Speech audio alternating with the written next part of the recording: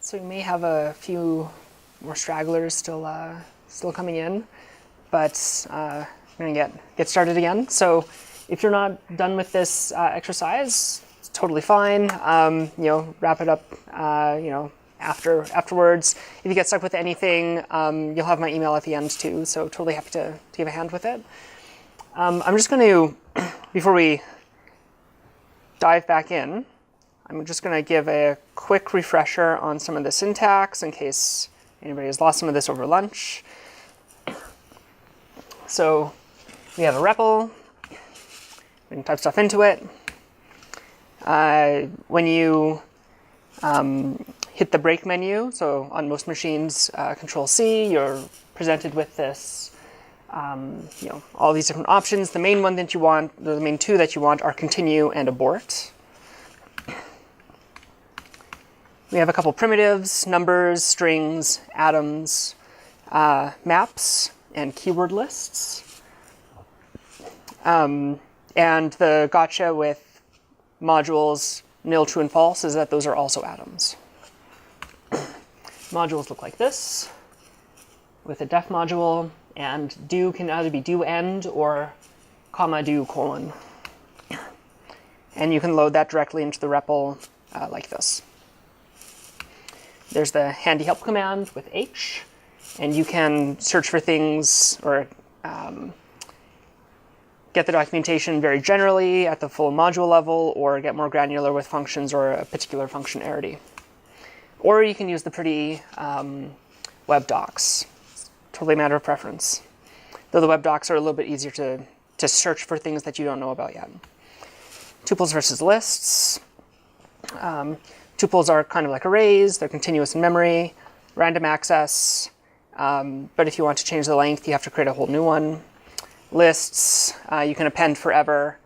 You have quick head access, but then getting deep into the structure takes much longer.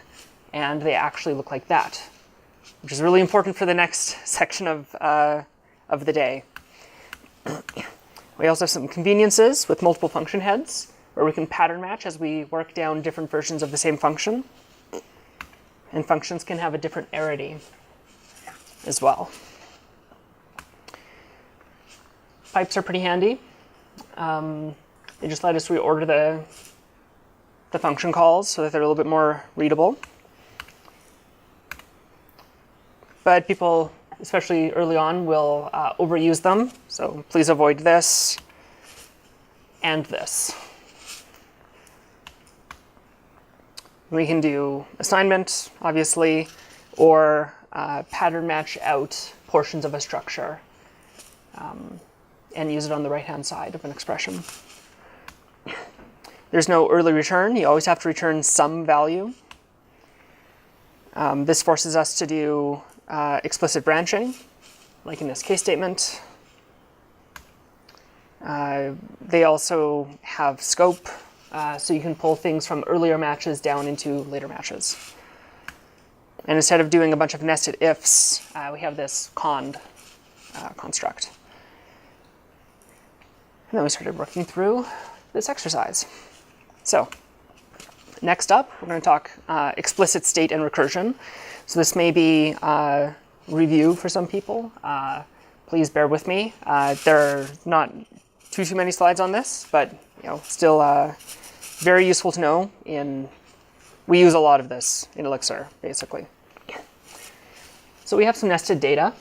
All right, this is a list, just broken out into multiple lines.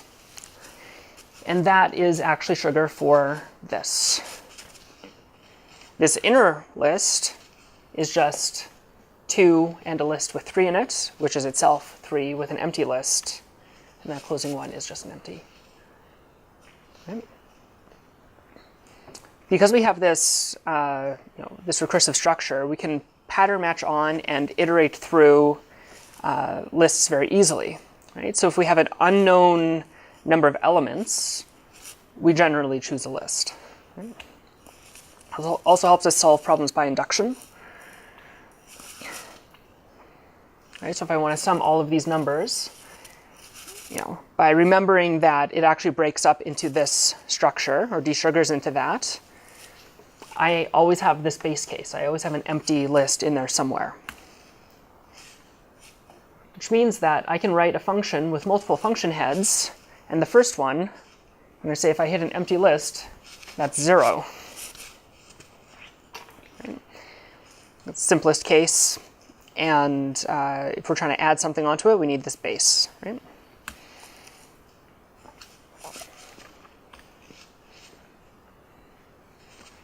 The other case that we have is a head and more list. So we can take that first value and then add it to sum, so going back to this function again, and continue matching that way. Right?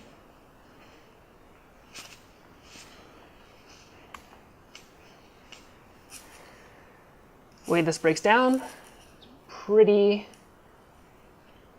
much like this. Actually, I'm just going to speed this up a little bit.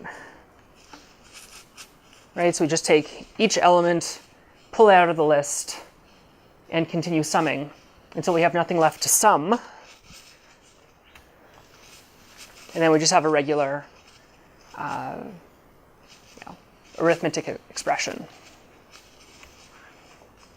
The other way of looking at this is that we're replacing these list concatenations with pluses.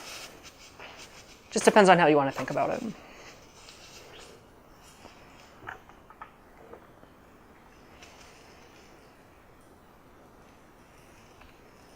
So we do have some exercises for this. We did look at some of them earlier with enum. Is everybody comfortable with this stuff, or would you like to do some exercises to do this by hand? I need thumbs up from people. Yeah? Have you seen recursive stuff before? Ish? Yeah? Yeah? Okay, cool. Then moving on. Tag tuples. So we use this this way of signaling state around between different processes or as a result of a function. So you'll often see something like this, like okay, comma, great, right? It doesn't have to be just okay. You could have error or really any number of things. It's just usually an atom and then some value after it, right? Stop can be another one, and then the value for a paused computation. Right? It also doesn't have to be just too long. It can be as long as you want it to be for whatever you need to hold on to. The gotcha here is if you're pattern matching in, say, a case, because you're expecting this, your errors may have a different length. So you have to account for both.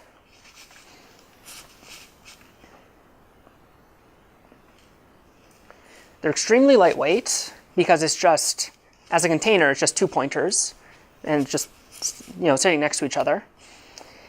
This is an Erlang convention going back to the very beginning. We use this pretty much everywhere.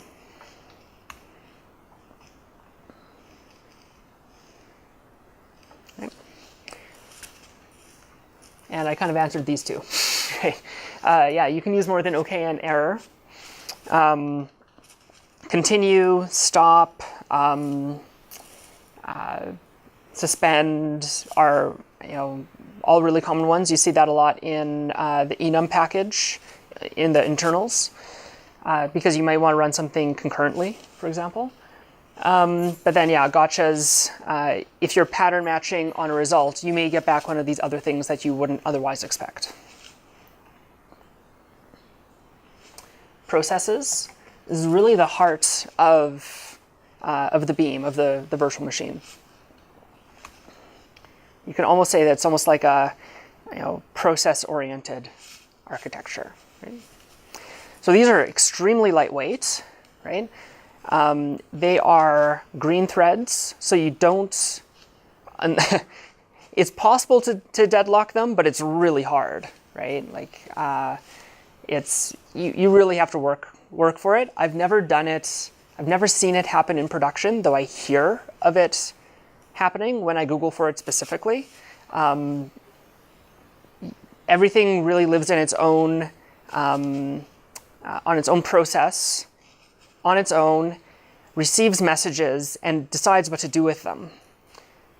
Usually they'll also have a timeout so that they can't get stuck, right? So you have to end up in this really like very specific situations for them to keep asking each other for stuff. Because they're virtual threads, we can spin up, I mean, on my laptop, which we're going to see in a moment, we can spin up hundreds of thousands or millions of them in a second or two. On a server, you can do this basically instantly. My, standard run-of-the-mill laptop, I've topped out at 10 million processes, I think. And we have this spawn function, which is basically forking of processes.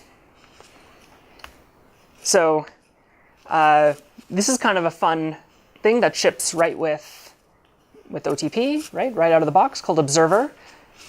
Notice that it has this atom and then observer. That's because it's coming from Erlang. And then start will open up this window,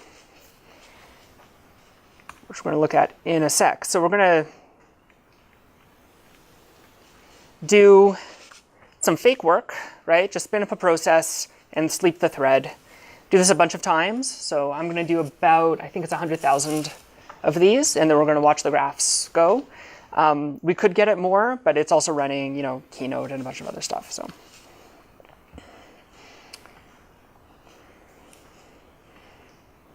now there's two versions of this. One is straight in the REPL, and the other is precompiled. I have this code in a package. It does run faster precompiled. It hits an optimizer. But I'm just going to grab the version from here.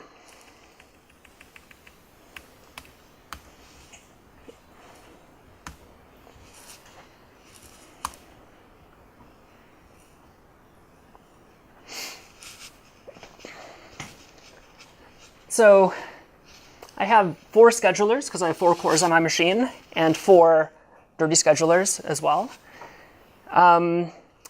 It has all these different lines, which we may see split apart in a second here as it starts cleaning up. I went up to 100% utilization on all 4 of them, slept a whole bunch of them, so they're all sitting there. And then as they started coming back down, you can kind of see them split apart a little bit at the end there. In the code, which we'll look at.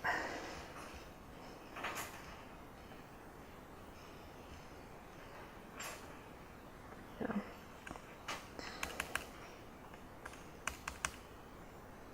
Okay, so in the code, I don't worry about doing any of the concurrency myself, really, right? I have these 2 enum.eaches, which is like map, but don't return anything back, just return a nil. 2 of them just so that the one spawning processes, I can parallelize that. And each of those is going to run on their own thread. And then inside, write a little gear. That was all that text you saw scrolling by of which process it is, and say which one we've started. We're going to sleep for a random amount of time. This is in milliseconds. Anywhere from 10 milliseconds to 5 seconds. Sleep that process, and because these are all running on their own processes, it doesn't stop anything else, right? There's no master thread that it's stopping, and then write this out to the console, right? So really, nothing in here says, coordinate these threads or anything. Just spawn them out, let them do their thing, and then they'll clean themselves up at the end.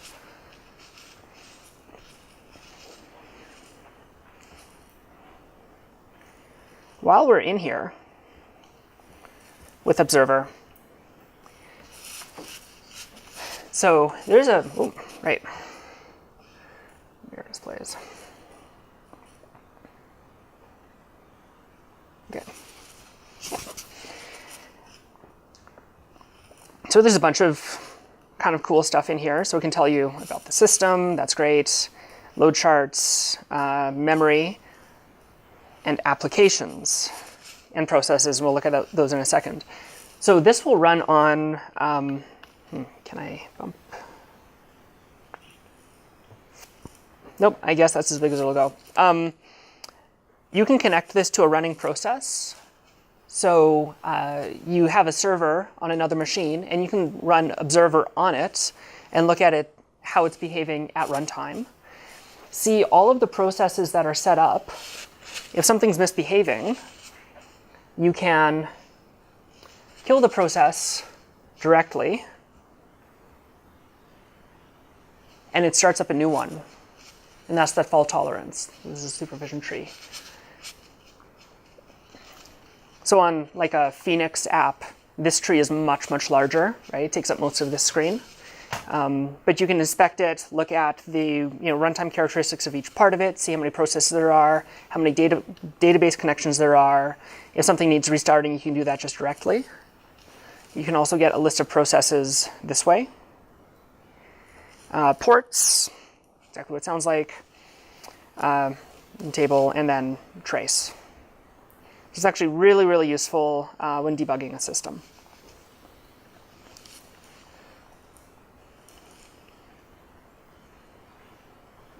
Okay.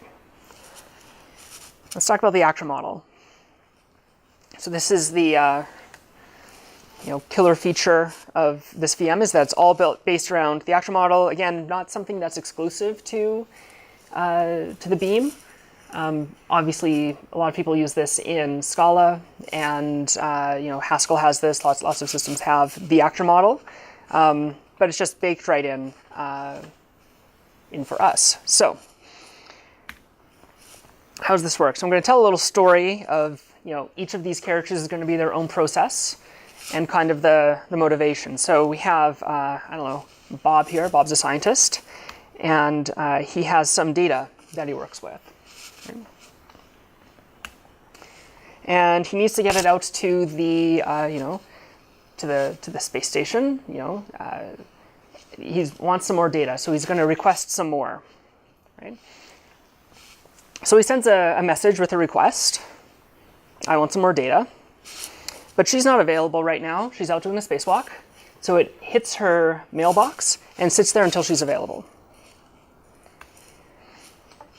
She comes back, opens the message and says, oh, okay, great, I have that data, puts that in an envelope, and sends that down to ground control, who has no state of her own, right? All she does is takes the raw data and turns it into something prettier. Goes into her mailbox. She's available right now, so she opens the letter right away. Sends this cleaned up data back to Bob, who has, after all this time, gone for a beer. He's not available, so this is in his mailbox now. Okay. So it's not that as we push messages across as a push demand, right? It gets pushed into a mailbox, and then the actor can pull from that and do something with it when they feel like it.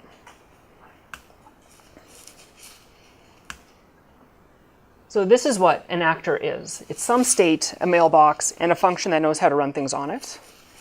It can do three things. It can send messages. It can spawn more processes.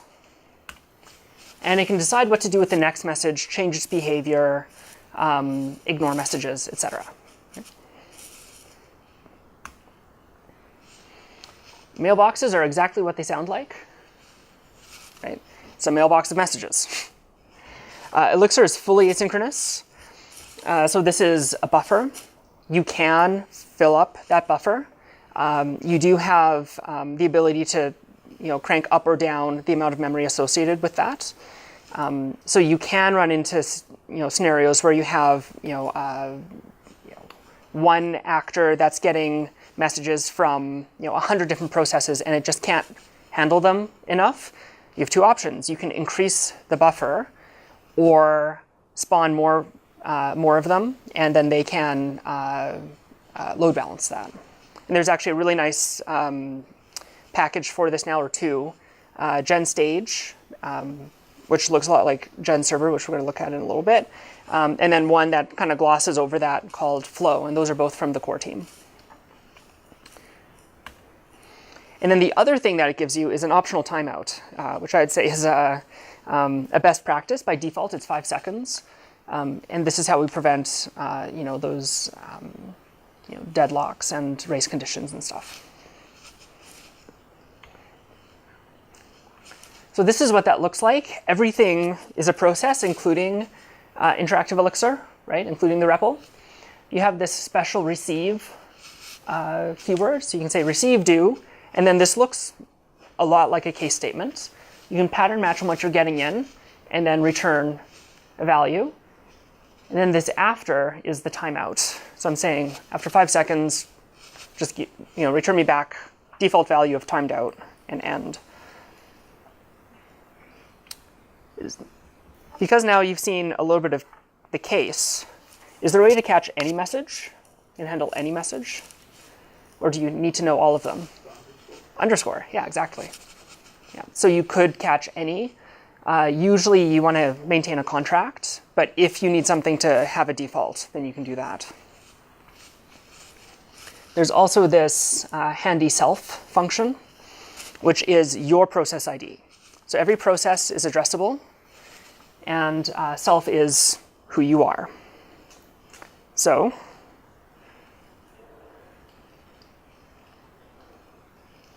for example,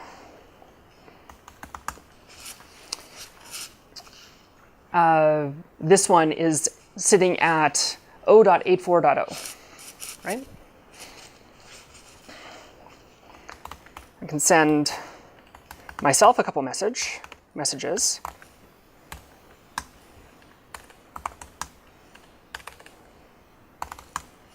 Nothing happens. They're just sitting in a queue until I ask for something to, ask to do something with them.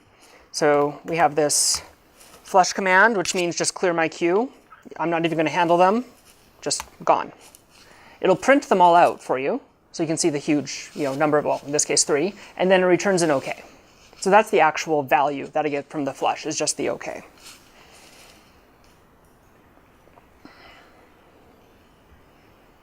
And is there something in here? Oh yeah, right. Well.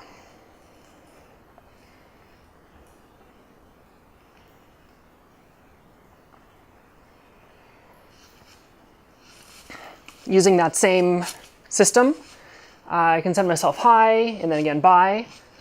Every time we do this receive, we handle one message, no more, right? So in this case, I'm saying capture anything and return that one thing. So this will return me back hi. But I still have bye sitting there. So the next time I'm going to say receive, and I'm going to do something different with it because I feel like it, right? I'm going to turn it into a string and then reverse it. Again, eb.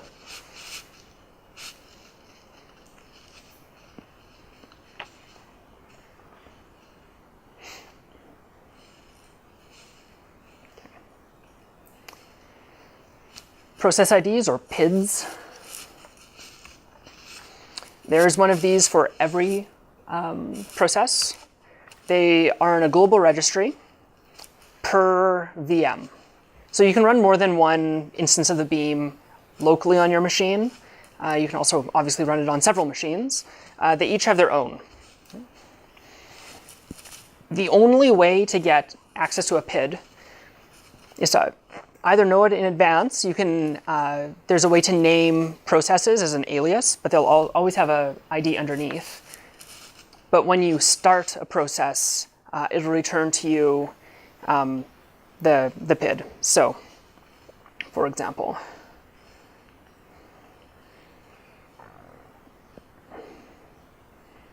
you may actually see my notes too. All right, so I do this spawn thing. And just with an anonymous function,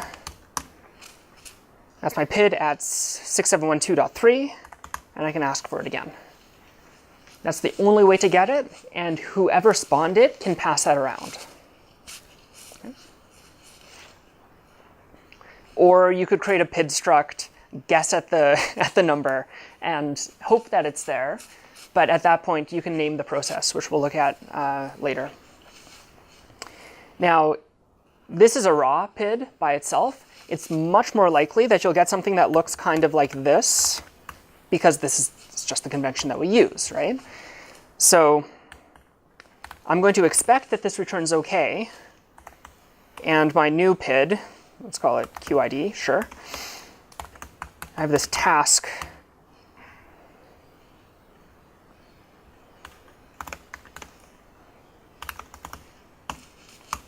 Right? And task is just a wrapper around spawn with a nicer interface and lets you do things like add something to a supervision tree so that it becomes fault tolerant.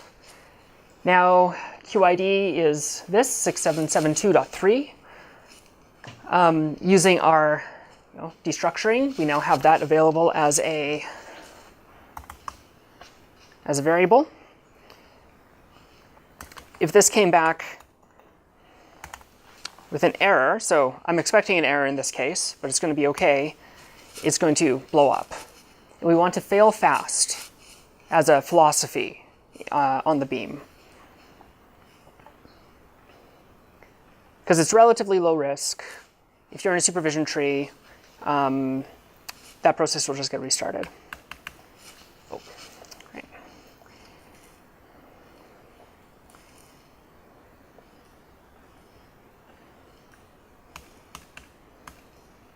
Okay. You can also check if a process is alive with process.alive PID. This question mark is just a convention. You can name any function with a question mark or an exclamation point. The question mark is just convention for returns a Boolean.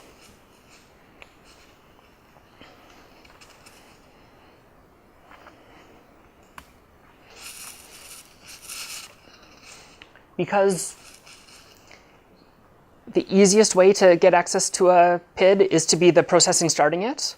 And then you can pass those down to children processes. They often get structured as a tree. This doesn't have to be the case because you could send it as a message to some other process like, hey, the database is over at this PID. And then it's not a tree anymore, right? Now you have a graph. But usually you'll wind up with these as a tree. You'll have a parent process spawning children, that spawn children, that spawn children, right? This also, from an architectural perspective, lets you break up sections of your application very easily because you only have to think about this part or that part of the application, not entire systems of graphs. Again, you can, right? There are use cases, but keep it simple if you can.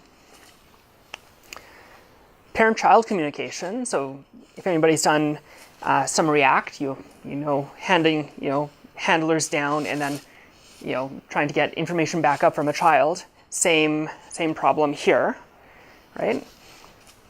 The solution is you start a new process. This is something I'm going to demo, but basically you start a new process and you hand down to it the parent's ID, so the child can send messages back up to it. Right?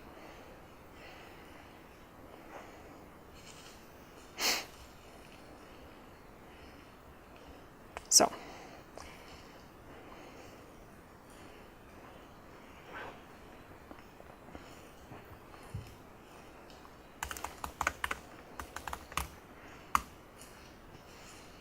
Right, so I have my own PID. I'm just going to spawn because I'm lazy.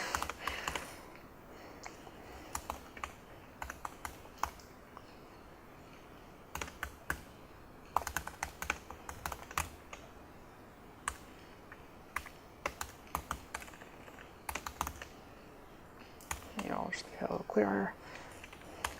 Okay, so what we're saying here is spawn a new process. This is my anonymous function that I'm going to use to start that one. And all that one's going to do is it's going to send me back this PID, this message, then end. Right. You do that a bunch of times. And then here,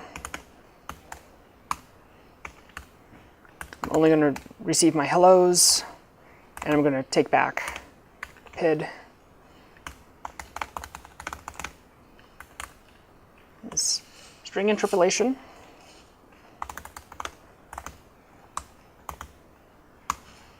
Oh. Not the first time I've done that. Okay. That's the child process. That one. Sorry, the first one above the scroll. And because we spawned off a whole bunch of these, we get them from different children each time. Hey, bro. Yeah? What happens if you call receive and pattern match? So you have a message in your queue that doesn't match that pattern? We could go to Sure. Yeah. what happens that message? So if I'm only pattern matching for something that I don't have, No, maybe you have it, but something else is in there first. oh, you'll handle them in sequence. Right. So the first message is in there, maybe bad something. Sure. And you're saying receive hello something. Mm-hmm. Does it skip the first message? Or does it park? Or does it throw an exception? Or what would happen? Your receive only handles the next message. So you have to handle all possible messages that you could get, unless you know the order that they're going to come in, which happens sometimes. Like you might be expecting something to be telling you something about a state machine. It's at state 1, state 2, state 3, and you might want to blow up if you get state 1, state 1, state 1, state 3, state 1, right? So you might expect the next one to be 2, in which case our first receive will be, colon ONE, and my second receive will be colon TWO. Okay. Yeah. And so we can build in these expectations like that, and that if something did go wrong, it can just blow up and start again. There's... Is it a stack or a queue? Is it first in, first out when you receive? Yeah, it's first in, first out. Yeah. They may come out of order. You don't have a guarantee on ordering. If it's running on your local machine, you're probably going to get them in order, but it depends on the scheduler, because you might be on a different thread, and if it's going over the network, you have zero control. And if you throw an error inside your receive block, Mm-hmm. does it pop the element out anyway, or does it leave it there? If it throws an error or returns an error tuple. So we also have, which I'm not going into here, there are exceptions that you can raise as well, which you generally try to avoid as much as possible. Therefore, when something has very much gone wrong, at which point the default behavior is that'll blow up the process and restart it. Yeah. So there's an old saying from Erlang, it's, let your children die, or kill your children. So you let processes die and get restarted. Yeah. I have mixed feelings about this, but yeah, it's the pattern, right? You should handle your known failure cases, but anything beyond that, if it's a 1 in a million, 1 in 10 million issue, who cares? Just let it restart, right? We want to be fault tolerant, high availability. You don't need to defensively program and slow everything down. Yeah. Oops. Yeah, okay.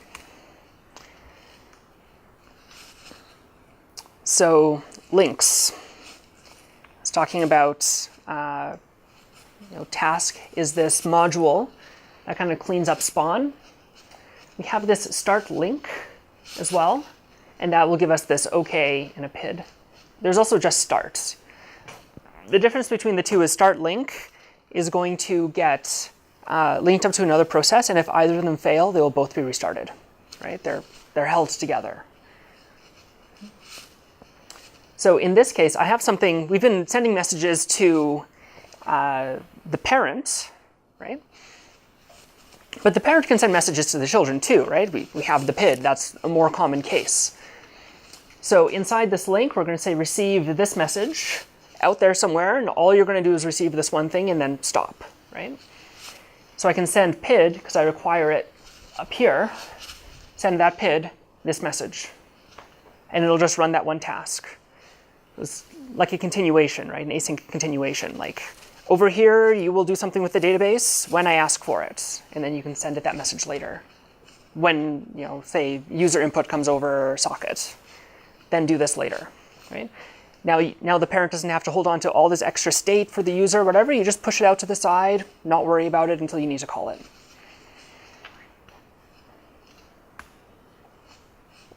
What if you need to keep processing messages forever?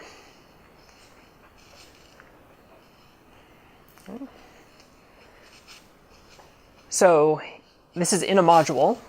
Okay? Two functions. Def-p is just a private function. StartLink is going to run task.startLink with the loop function in it. And all that does is it has its receive and two cases. Good case, bad case. In the good case, we say get, got, and then just print the message out, and then call loop again, right? We're just going to keep calling loop at the end every time, and that'll take us back up here into a new receive block, and we wait for more input. And we will just keep doing that forever. If we get something that doesn't start with this MSG, we're going to fall into this bad case, pattern match it, and print out, I don't understand what that is, and then go back into the loop.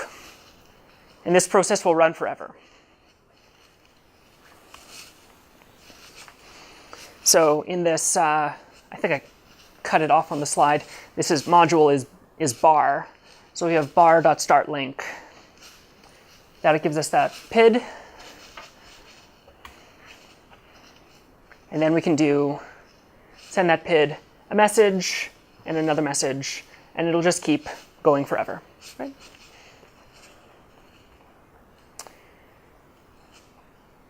So task. There's a number of modules that that are centered around processes, because again, it's this basic building block for a system.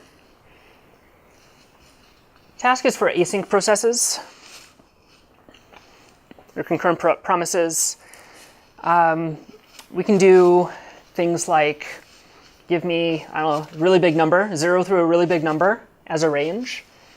Task.async stream, which is just one of its functions. And I'm going to print out each of those, but I only want the first two. Because this is going to create a generator, we only let this run twice. In this case, the pipe is a little bit confusing, right? Because when we desugar this, enum.take is on the outside controlling, right?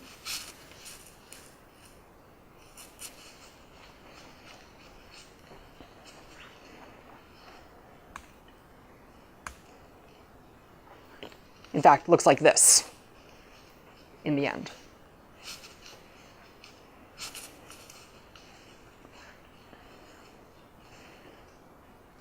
Okay.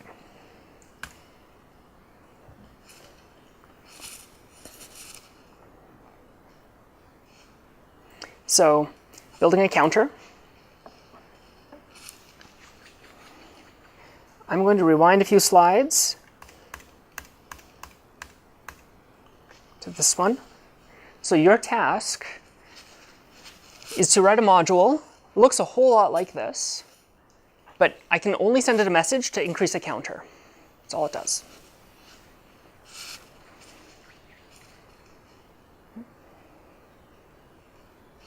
Go for it. And you're just going to return it like what the current count is every time it Yep. gets the message? Yeah, print the current count and then wait for more. Okay. Yeah. And again, sorry, there's right above this would be def module bar do.